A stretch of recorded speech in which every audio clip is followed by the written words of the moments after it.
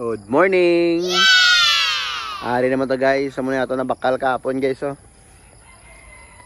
Ari ito na bakal. Hambal sa tag-iya ang ngalan si Mutmut.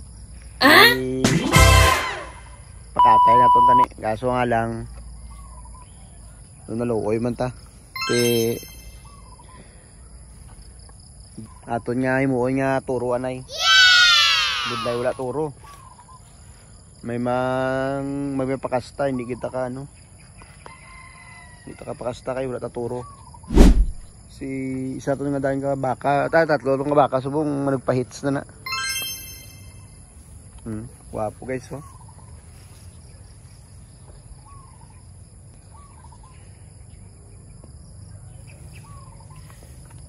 Nami atong pagkabakal sa ila. Sa per kilo maiguan siya mga 155 per kilo ang pagkakuha ta.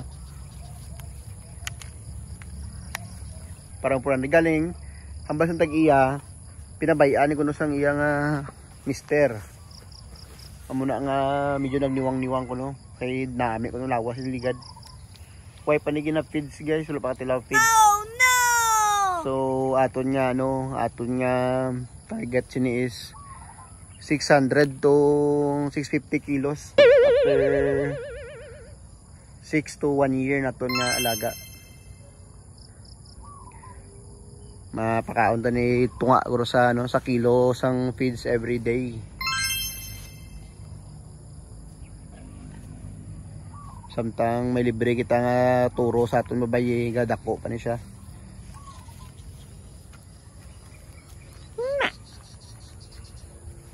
Mut.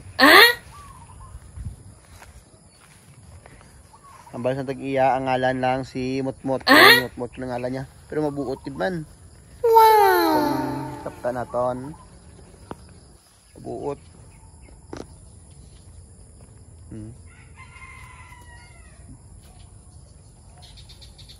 Yung pakiluhan nato na bisa may scrapan. Hindi ta kabalo kung insaktong ilang kiluhan. Wala pa siya 3 ka tuig. Duha pa lang, sobra pa lang duha.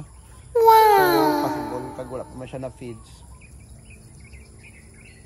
Hindi hamba ko i-try tabi ni sugod na yo. Kapakapot yo. Pag-ubra mo kapakapot. Mutmut! Yeah! Mutmut! Si Mutmut! Mutmut. Pakalot oh. Wow. Mutmut.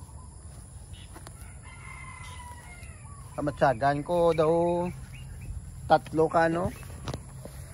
3 ka puldo. Isa ka mutmut. Mutmut aton nga tanang expenses ni guys madalagan mga 60 kanan. Aton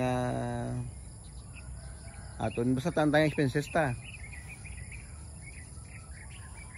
Kay kaduha ko ni makarga bi mo. Yun abot diri yung karga. Nagbayad kita madlagan ko tantang ano aton nga travel tantanan kag ano kag mahaw kag gas madalagan ko 1.5 plus yung pakilo ko pag nagdagan na bayad ko sa kalibo pagid.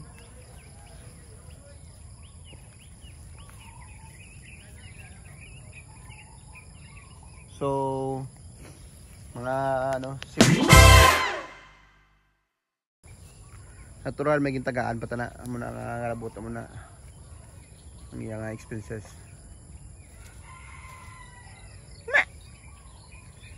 After 2 to 3 months ipakilo itong liwat sa scrapan. Pero ang balila ko nung scrapan may ano may kagat ko no naman muna nga ang isa may kagat ko no 30 kilos ang kiluhan ko. May pang salakyan to yung kiluhan ko mo.